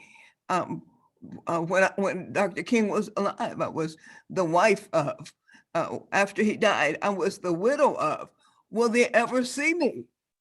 And that's what we have to do. We have to write the stories and talk about it, because the white privilege world, even if they see us, they're not going to see us like we want to be seen. So this is what we have to do. We have to be their voice and write about them, talk about them, lift them up. I agree. And where people like me who are still in that traditional newsroom, this is where we need your help to tell us what the stories are and what the nuances are and what that lens is. And the one thing that I was proud of that we were able to do with our 1619 project is to tell this one story of one person. We told 1619 through the lens of one Black woman and her experiences. And I wrote one through Black woman and her experiences from Africa to America. And it's a very different experience coming through that lens than if you're talking about 1619 through the lens of someone who was white and perhaps academic who had studied it. We went back to see how we could tell the story of those who lived it. So it's important and it's worth fighting for. And we need your help and suggestions to keep fighting for this, because for as much as we talk about diversity and wanting all these voices in the room, there's always a counter movement and a push of some sort that conspires to keep those voices in a particular place, keep them contained or keep them marginalized in some way. I'm proud to be a storyteller, and I'm proud to be in your company today of all of you all. Many thanks to the panel that helped with this. Richard, is there time to ask for any additional questions, or how would you like? Sure, but we just wanted to get to the introductions too, so everybody knows who's in the room. Okay, so if no one has any more questions or comments for this, this has been amazing. Thank you all so much. Thank you to Sonia. Thank you to Aaron. Thank you to Yannick. Thank you to Dream. Thank you to everybody who had questions. Thank you to everybody who listened and just took everything in. Thank you to Melva Tolliver for being who you are. Oh, she has a question. Yes, please do ask. Yes, it's not a question really. I didn't want this to end without my taking the opportunity to thank Yannick for her support over all these years, and to just say that people like me who are also from your hometown of Akron, Ohio, are so proud of your accomplishments and your just continued commitment to the work you do. Thank you so much. Thank you. It means a lot from you.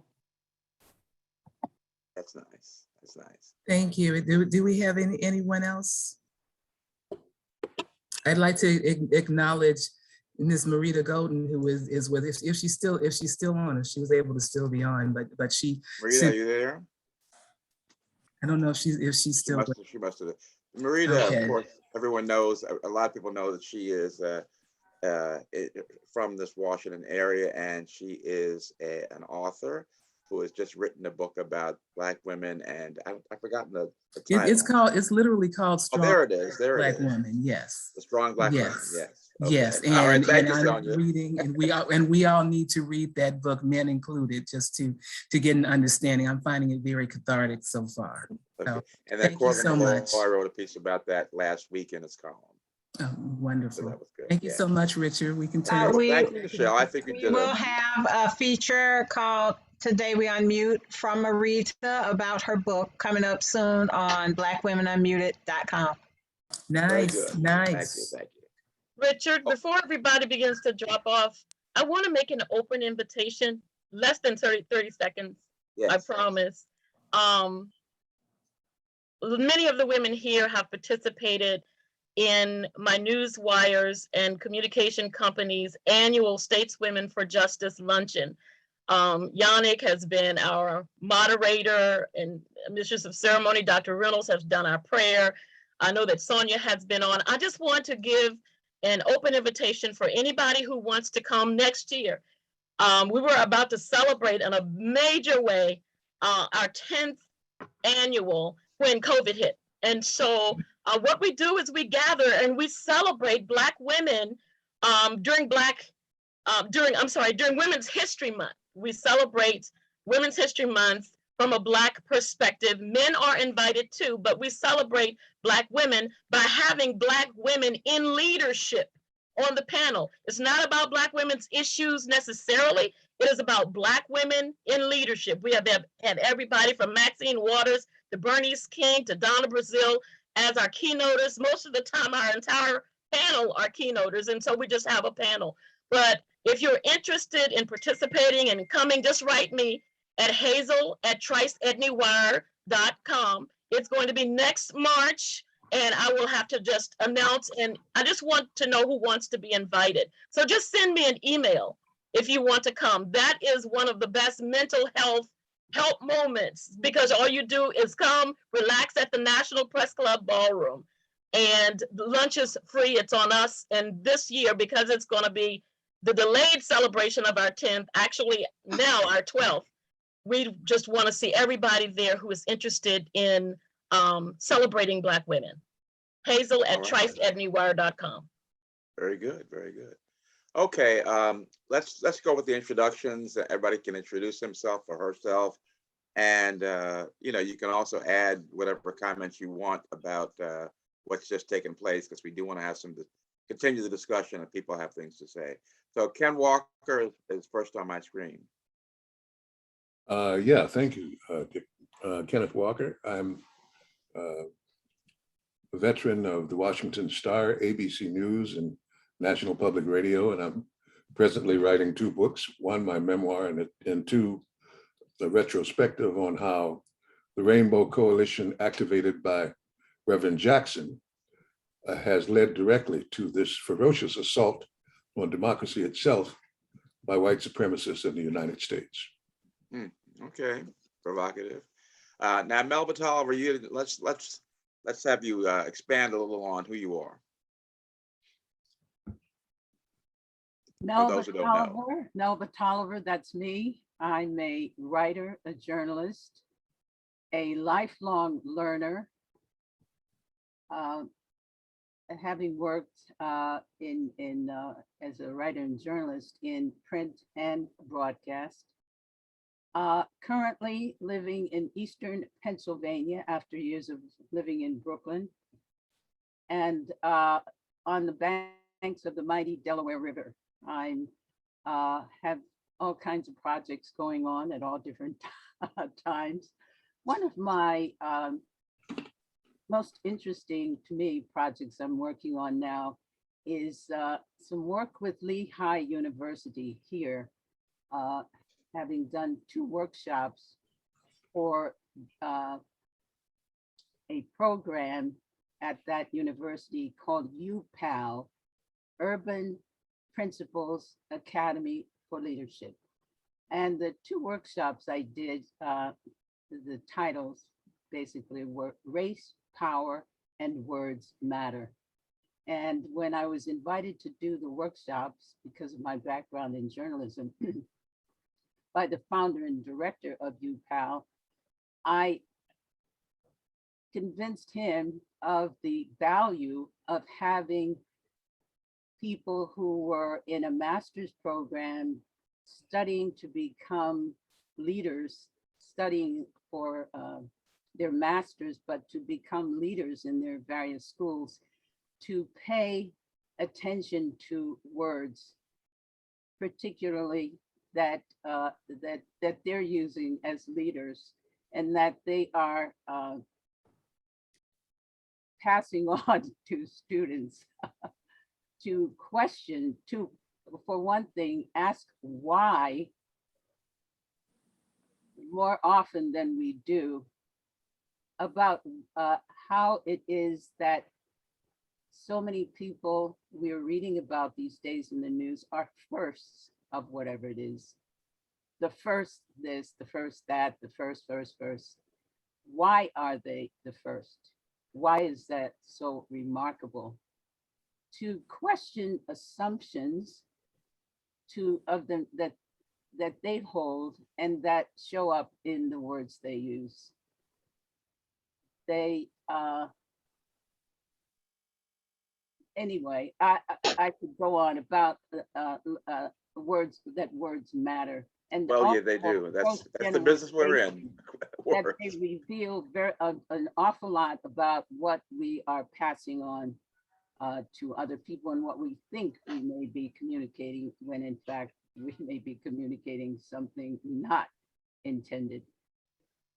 Right, right, such as critical race theory. That's another issue. I saw Pearl Stewart a minute ago. Are you still there, Pearl? Okay, we'll go on to Roger Witherspoon. Good afternoon, everybody, and thanks again for this, Richard. I'm Roger Witherspoon. I'm semi-retired after 60 years. I started at NBC. I've worked at the Daily News, Atlanta Constitution. Rochelle Riley pulled me down to Texas to be on the editorial board of the Dallas Times Herald. I've been an environmental writer for much of the last 20 years and on the board of directors of the Society of Environmental Journalists, and there really aren't enough Blacks doing that subject. Thank you, thank you. Okay. Thank you. I misspoke when I said I wanted people to elaborate.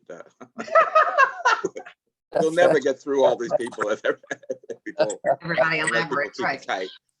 Don Braceline.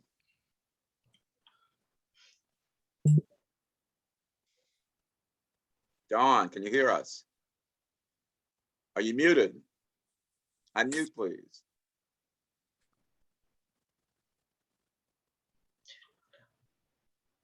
Okay, shall we move on and come back to Don then? Don worked editorial writer at the Buffalo News and a former Rochesterian, as am I. Kay, would you introduce yourself?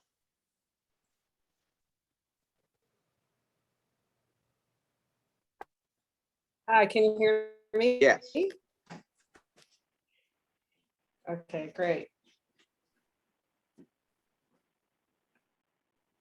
Can you introduce Looks yourself? like I'm having some technical problems. Oh, Unless you can see me and hear me. Yeah, we can hear you. Everyone else is frozen. Oh. All right, we'll come back to you then. Paul Delaney, everybody's talked about you. And in that case, I don't need to say anything. And my thanks to all of the references, and the point is, being the veteran of the group, I know just about everybody and have dealt with just about everybody in some way or another, worked with, et cetera, et cetera. But I thank you for the kudos, and I send kudos back to every one of you. I think this was a terrific session, Richard. This was just tremendous to hear the background, to hear the women talk about how far they came. I didn't chime in because I was just blessed to be part of a lot of their careers, and I didn't want to interfere with interrupt their presentation. So thank you and congratulations to all of the women who were here today and and who are not here today. Thank you, and it was a pleasure. All right. I don't know who iPhone 2 is. Who's anybody? Can you identify yourself? Whoever's got on his iPhone? No? Okay. Yeah, Barbara Reynolds. it's Mary Curtis. Your Curtis. iPhone. Yeah, Okay. I'm on an iPhone. I'm on in transit. Mary C. Okay. Curtis, who has worked with a lot of folks, including Paul Delaney at the Times, and a lot of stuff in my past. Right now, I'm a columnist at CQ Roll Call, covering the intersection of politics, culture, and race, and also based in DC and Charlotte. Also have a podcast, Equal Time with Mary C. Curtis. We look at policy and politics through a social justice lens.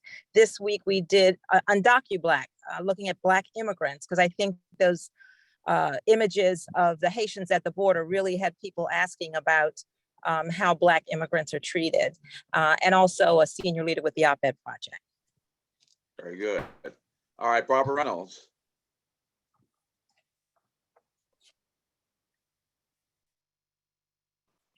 Barbara, you're muted. Unmute, please.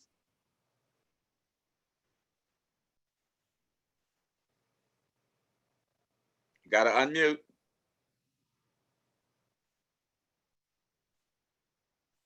You're still not unmuted.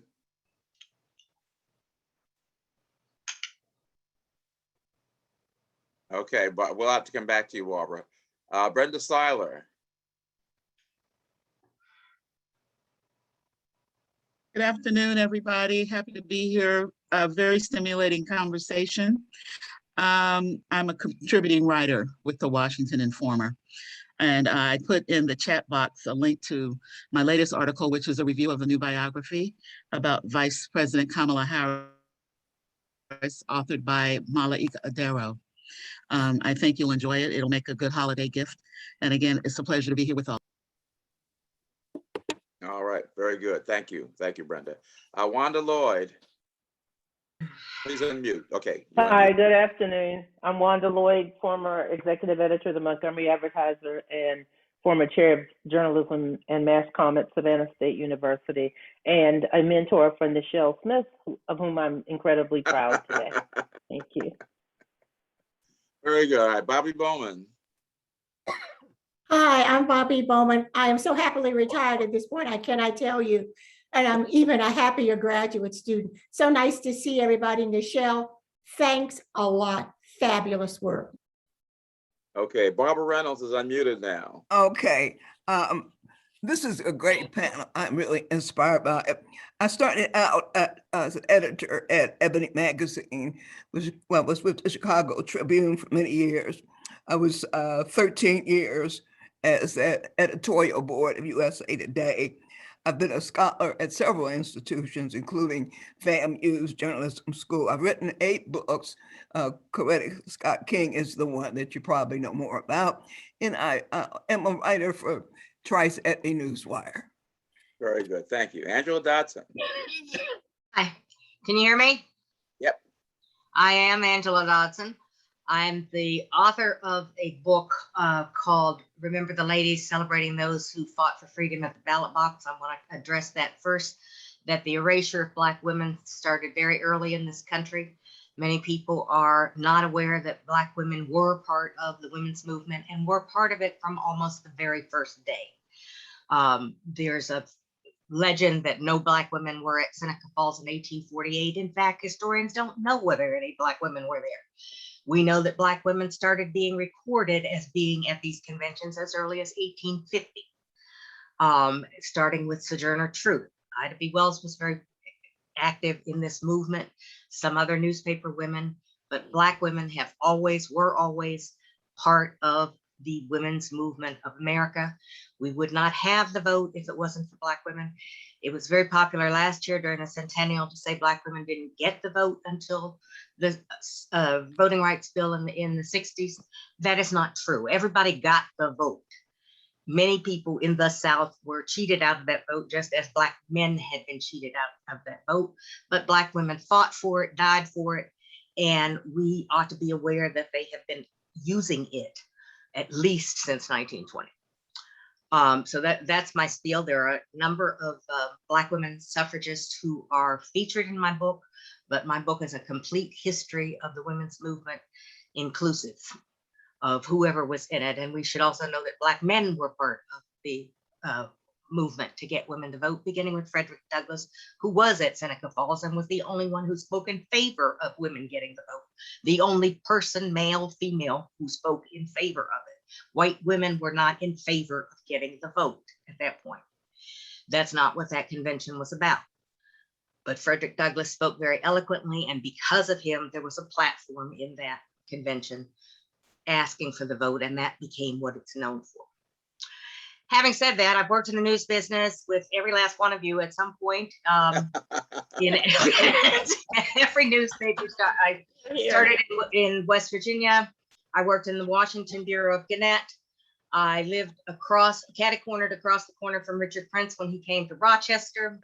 That's right. I worked in Louisville, where I met and married my husband, who's over here in the other room, and who's the immediate past president of the News Leaders Association of America, and who retired as a vice president for diversity and inclusion at the Philadelphia Inquirer. I worked at the New York Times with Paul Delaney, where for many years it was possible to just go in his office, close the door, and scream. This is what we did. When I finally had an office, Yannick Rice Lamb could come in my office and scream when we had to. The New York Times became untenable when there were no more Black people in those offices, or many people had left and there was nobody you could go to and just scream. So that's my newspaper career. After newspapers, I worked briefly for Essence. I was the executive editor for Black Issues Book Review. For the last 10 years, I've worked on my own, editing mostly books, ghostwriting people, editing manuscripts, helping people get their books started. I will come pull the book out of you if necessary.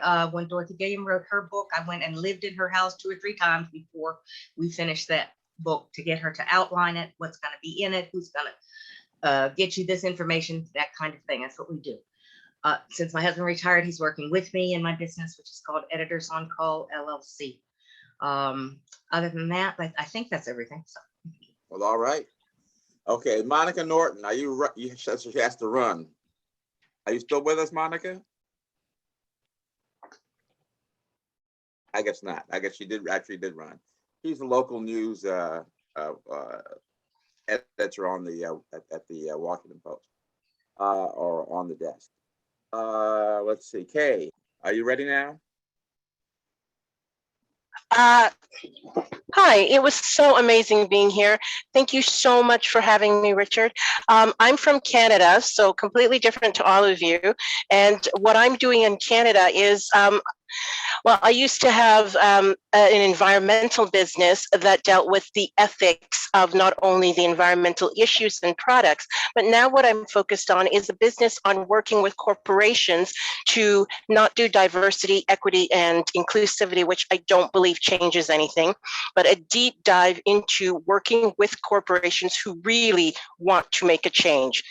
Whether this will be successful or not, I don't know, because I don't believe, honestly, although my mentors do, that there are corporations who want real change. And I write honestly. And as a result, I don't think I will be landing in any newsrooms because my writing is, I think, a little bit too raw. And that is what I'm focusing on. And today I'm here to record what all of you are saying and to give that to Richard. Okay. Thank you for having me. Thank you, Kay. Vern Smith, before you leave. Unmute, please. You got to unmute. Richard, okay. Thanks. Good afternoon, everyone. Great to see everybody.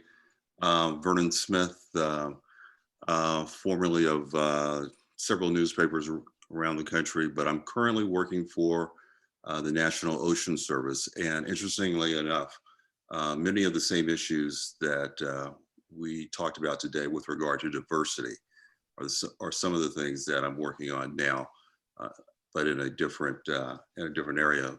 This is, we're trying to get more students of color interested in STEM, interested in marine sciences, and that is something that is really important to me. And we're just gonna, it's all the things that you heard about STEM and science and the lack of diversity are true, unfortunately. So just something else for us to keep an eye on, particularly you journalists. Please keep an eye on this issue. Thanks. All right, thanks, Vern. Karen Berry. Hi, Karen Berry. I'm copy chief for The Undefeated. And I don't have 2 minutes of a background to go over, but I did want to just blow some kisses at the people who I consider mentors. Wanda Lloyd, Angela Dodson, and Mary Curtis. And Wanda and Angela, because they rose from being copy editors to management, which when I was starting out, I was just like amazed. So I kind of followed their careers, and Mary, because she was an editor at the Sun. And so I just kind of followed their careers and called them mentor without telling them to their faces, but just had just great admiration for them. And now that I've lost some people that were journalists who were, I consider myself just close to, I'm like, you should be giving out more flowers. So I'm giving out more flowers these days. And again, also pathetically happy to be working. Really? As opposed to Bobby, who's happy not to be working. Well, she's still keeping busy though. Okay, thanks, Karen. Lynn Adrian. Unmute, please. Got it. Lynn Adrian, longtime broadcast television producer, network and local news. Now I run the graduate broadcast program in broadcasting digital journalism for the Newhouse School at Syracuse, but it's a program in Washington. I just wanted to say how much I appreciate what Michelle and Yannick and Barbara Reynolds actually had to say. A lot of times Black women we're the canary in the coal mine, and somebody needs to be talking about the overall stress and cost it is to do this job, to do journalism in the first place, and especially as people of color, for the stuff that we're exposed to, that we have to bathe in, and it affects her. Like Ken said, we're in the middle of a working crime scene. If we're going to bring around the next generation of journalists that I'm still trying to do, we have to prepare them for how to do self-care. We have to do that because it'll just burn you out. All right. I heard that. All right, Elliot Francis. Oh, thank you. Thank you, Richard. Good afternoon, everyone. I am Elliot Francis, a longtime anchor, reporter, 45 years in this business with a number of outfits, including CNN, Fox, Johnson Publishing, WAMU in Washington, D.C., and Westwood One, currently the host and producer of Now with Elliot Francis, streamed live on Facebook and YouTube each week. Okay, as a man, do you have any reaction to what you heard today? Yeah, I do. And I as I was listening to the conversation, I thought, while I was certainly old enough to remember the history, I was too young to actively participate in it at the time. But it's been my thought for many years that I would have to say that many of the men who participated in the civil rights movement alongside those brave and historic women that were equals to their peers at the time probably weren't in a position to elevate those women as much as they would have liked to. Of course, they're probably, just like every other person at that time, products of their environment and products of the time that they lived in. However, I think ultimately, and somebody said it here, if we want that history written, we've got to write it ourselves. We've got to create those documentaries. We've got to write those books. We've got to tell that history because nobody else will. And obviously, very few people have. So I encourage everyone here and our peers to get to it, sit down, writers write, and do a page a day, get it done, tell that history. All right, thanks, Elliot. Olivia Bundles. Speaking of one who's written about writing. Yeah, speaking of writing. Hi, Richard. It's really great to be here. A fabulous panel. Kudos to you for keeping everything together and for providing this space for us. I'm a 30-year career in network television news. I'm not gonna do the whole thing, but I am gonna offer a suggestion, and it's the producer in me, even though you think I'm a former journalist, as we've discussed. I remain a journalist. Yes. I continue to be a reporter and a news junkie, but I'm just gonna offer a suggestion.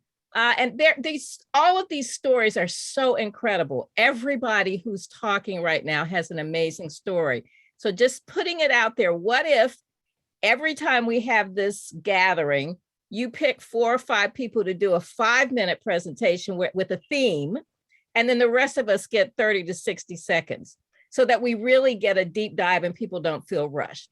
Just my suggestion. Sounds like a great thing to talk about. Great, thank you, thank you. Sharon Farmer. Unmute, please. Oh, yes, Southeast, y'all, Southeast, Anacostia. And pay attention to the idea that our DC government's going down the tubes too, as developers keep coming here, supplanting berry farms, supplanting all the great places that we all used to hang out at, because the white folk are coming to town, buying everything up. Thank you. All right. Juliet Beverly. Hi, I'm Juliet Beverly. I'm the senior editor for brainfacts.org. It's published by the Society for Neuroscience in Washington, D.C. To all of my colleagues here, I would just like to say, if you would like to start your journey on listening to women, definitely analyze the wage disparity wherever you are, whenever you're able to. This is the first, and I think a primary way to make sure that you're advocating for women and women of color. Thanks. Okay, Bonita Bing. Good afternoon, everyone. This was really wonderful. Thank you again, Nichelle. I help Richard with producing the Zoom meetings. I'm also the president of the Exposure Group, African American Photographers Association, located here in Washington, D.C. And I also have my own studio, Talbot and Bing Studios, located in the Brookland portion of Northeast DC. Thank you. Very good, thank you. And a special guest, Lopez Matthews from Howard University.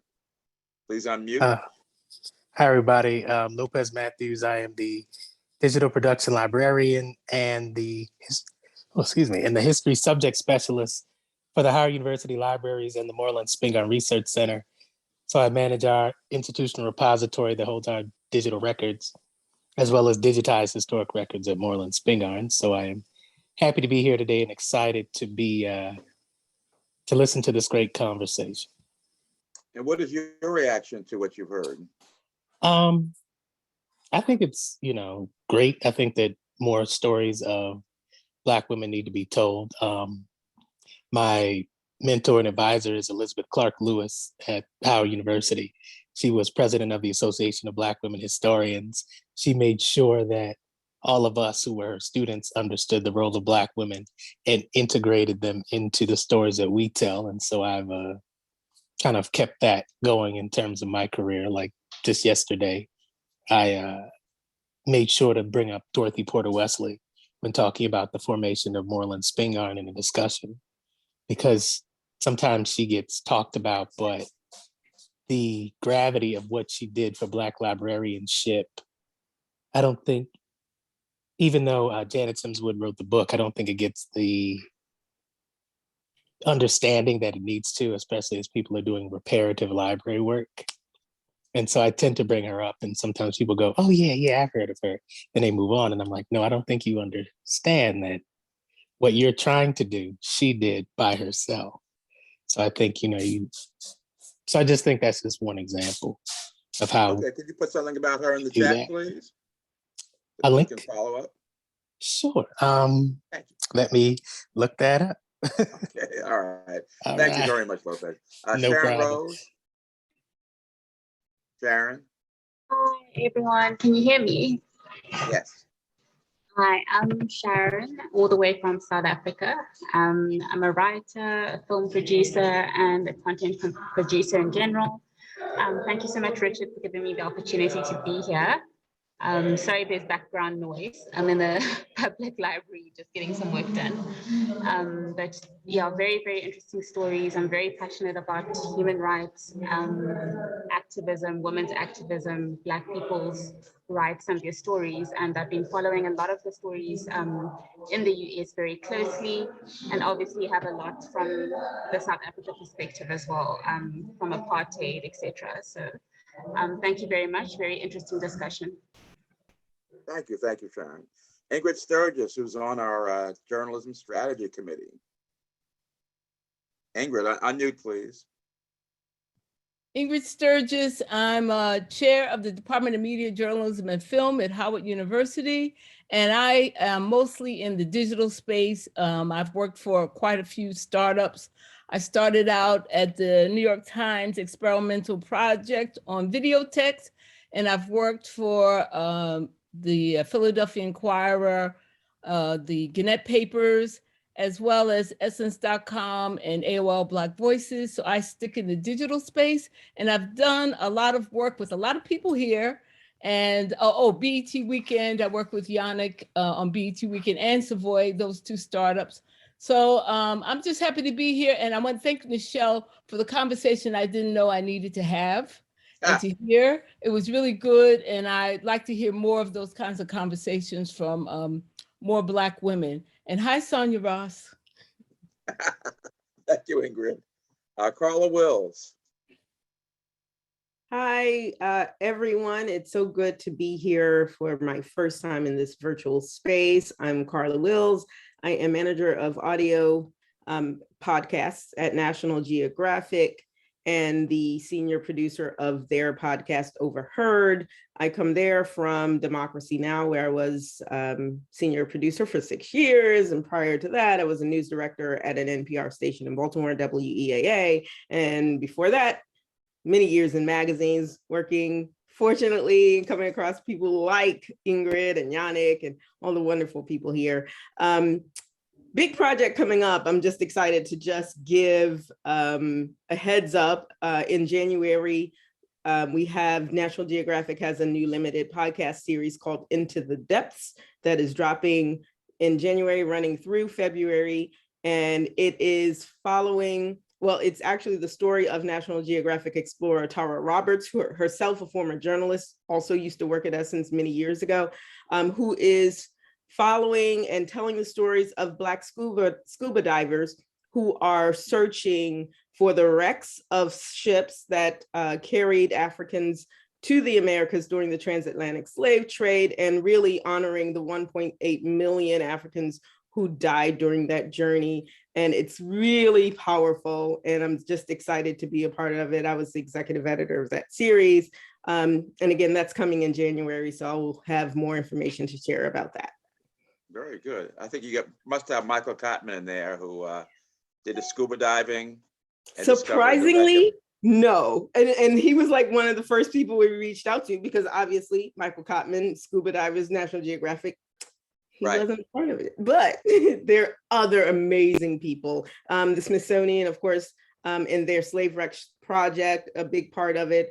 One big episode on the Clotilda, which of course was the last slave ship, that is very well right now, that is known to have carried Africans, landed in Mobile, Alabama, and 5 other ships. She travels the world. It is really an amazing series. And the thing is to really think about reframing this history, not centering it on trauma, but centering it around honoring the lives of those who were captured and who were lost. Oh, very interesting. Okay, thank you, Carla. Let me go to my next screen here. We have, oh my God, we almost have everybody. Oh, I think Jessica Lee. Can you hear us, Jessica? Okay, we can't hear Jessica. All right, did I leave anybody else out? Yes, Richard, I think I talked so much that I didn't get to introduce myself properly. Oh, okay, sorry. Hello, everybody. Not that you don't know already, but I'm Hazel Trice Edney, editor-in-chief of the Trice Edney Newswire, president CEO of Trice Edney Communications, and I'm also an adjunct professor or adjunct lecturer at the Kathy Hughes School of Communications at Howard University. Hey, Yannick, and hey, Ingrid, and hey, everybody. Thank you. All right. And now Kathy Roberts Forde is going to be with us next month. You can tell us what else you do besides write this book or co-edit this book. I'm a historian and a professor at University of Massachusetts Amherst, and I'm housed in the journalism department. All right, very good. Okay. All right. Anybody else? We do have a few more minutes for discussion. I just want to let you know my Browns are up 34-10. Ah, okay. Okay. Anybody else have anything to add to the discussion? Otherwise, we'll adjourn and see everybody next month.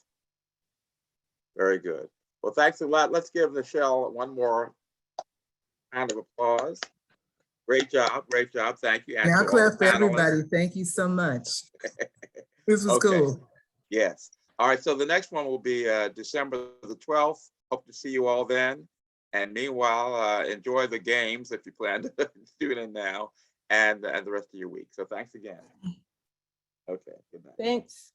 All right.